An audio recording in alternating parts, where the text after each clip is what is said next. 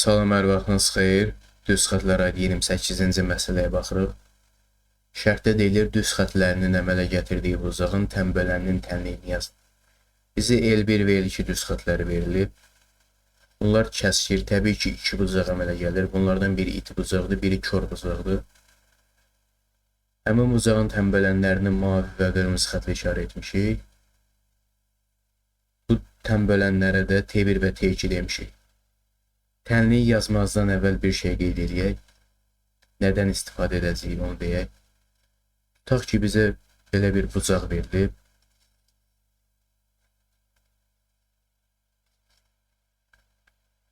A, O, B bucaq. Bunun tənbələnini keçirək. S olsun. Alfa, alfa. Tənbələn üzərində ixtiyari bir nöqtə götürək. M nöqtəsi olsun. Tərəflərə qədər olan məsafə bərabər olacaq. M nöqtəsindən bucağın tərəflərinə qədər məsafə bərabər olacaq. K, N nöqtəsi deyək. Niyə bərabər olur, onu göstərək. Baxaq N, O, M və üçbucaq K, O, M üçbucaqlarına. N, O, M üçbucağının bucaqlarından biri alfadır, digəri 90. K, O, M üçbucağının da bucaqlarından biri alfadır, digəri 90-dır. Üçüncü bucaqları məcburdur ki, bərabər olsun. Odur ki, bu üç bucaqlar bir-birinə oxşar olacaq. Bucaq, bucaq əlamətinə görə. Üç bucaqların oxşarlığına görə. Birinci əlamətdir bu.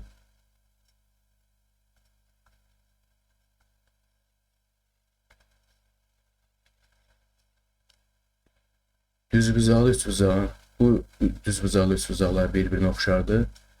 Oxşar düzbucaqlı üçbucaqların hipotenuzu bir-birinə bərabərdir. OM hər iki düzbucaqlı üçbucağın hipotenuzudur. Odur ki, bunların hipotenuzları bərabərdirsə, uyğun tərəflərdə bir-birinə bərabər olacaq. Alfanın qarşısındakı N-dir, burada isə alfanın qarşısında K-dir. Hər ikisi D olacaq. İndi isə keçək bizə verilən məsələni yazmağa.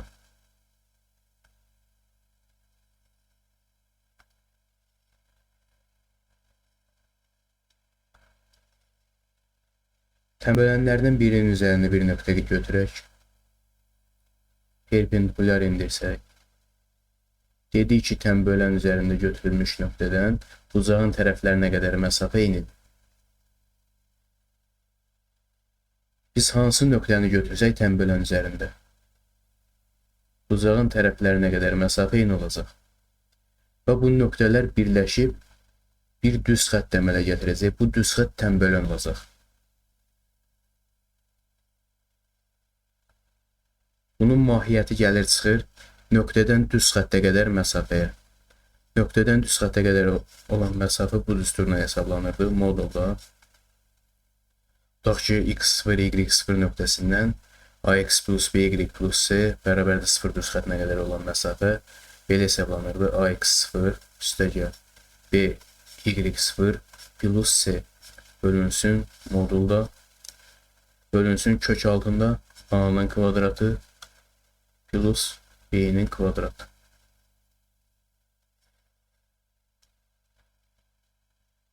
İndi isə biz T2 düz xətt üzərində bir nöqtə götürmüşük. Tutaq ki, x0, y0-dır.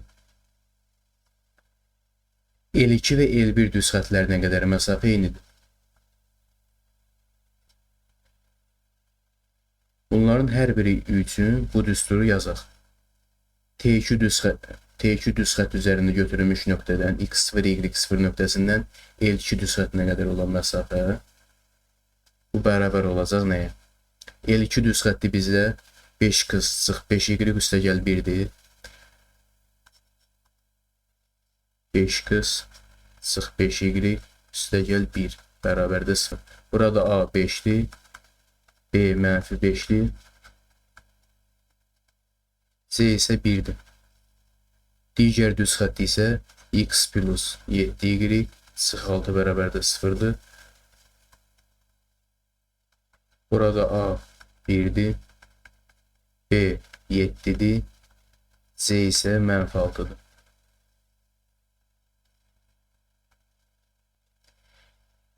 İndi isə nöqtədən düz xəttə qədər olan məsafə düsturunu yazaq hər iki tənlik üçün.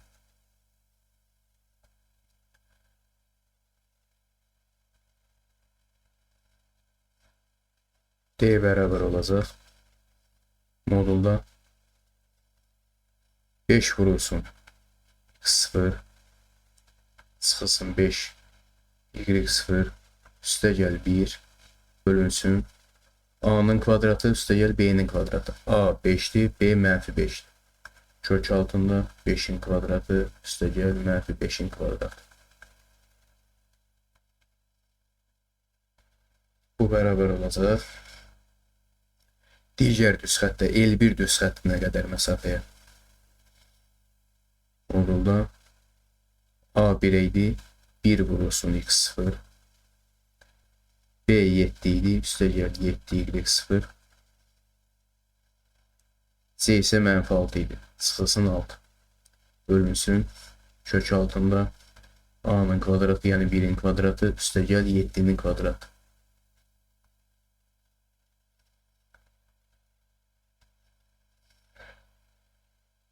Davam eləyək. 5 qız 0 çıxılsın 5y0 üstə gəl 1 modulda bölünsün olacaq kök altında 25 üstə gəl 25 50 kök altında 50-də 5 kökdə 2 bərabərdir. x0 çıxılsın yox üstə gəl y0 çıxılsın 6 modulda bölünsün kök altında 1 üstə gəl 49 kök altında 50 bu da eləcək 5 kökdə 2. 5 kökdə 2-lər burada ixtisar gedər. Qalar modulda 5 x0 çıxılsın 5 y0 üstə gəl 1 bərabərdir. Modulda x0 üstə gəl 7y0 çıxılsın 6. Burada 2 hal olacaq. 5x0 çıx 5y0 üstə gəl 1. Birinci hal baxırıq. Birinci hal. Bərabər olacaq. Digər modulun içinə x0 üstə gəl 7y0 çıxılsın 6. İkinci halda isə ikinci hal. Modulda bir modul olmayacaq artıq. 5x0 çıx 5y0 üstə gəl 1 bərabər olacaq mənfi modulun içindəki ifadə işarəsini dəyişəcək. x0 çıx 7y0 üstə gəl 6. Modulda f(x) bərabərdir modulda j(x). Buradan f(x) bərabərdir bir dəfə müsbət j(x)-a, bir dəfə də f(x) bərabərdir mənfi j(x) götürdük. Burada da həmçinin el olacaq. Buradan tənliyi yazsaq, olacaq 4x0, 7y0 digər tərəfə keçdi oldu, 12y0 üstə gəl 7 bərabərdir 0. İkinci hala baxsaq, 5x0 üstə gəl x0 olacaq 6x0 üstə gəl 2y0 çıxılsın 5 bərabərdir 0-a. Bu da oldu ikinci haldan alınan tənlik.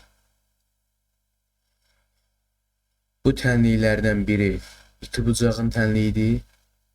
İti bucağın tənböləninin tənliyidir. Digəri isə kör bucağın tənböləninin tənliyidir.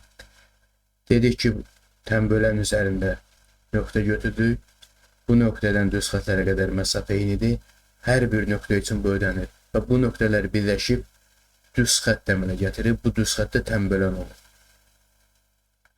Odur ki, nöqtədən düz xəttə qədər məsafə düsturundan istifadə edib, bunu bütün nöqtələr üçün ümumiləşdirsək, bu tənlikləri alarıq. Birinci hal, ikinci hal. Bunlardan biri iti bucağın tənbələninin tənliyi, digəri isə kör bucağın tənbələninin tənliyi olacaq.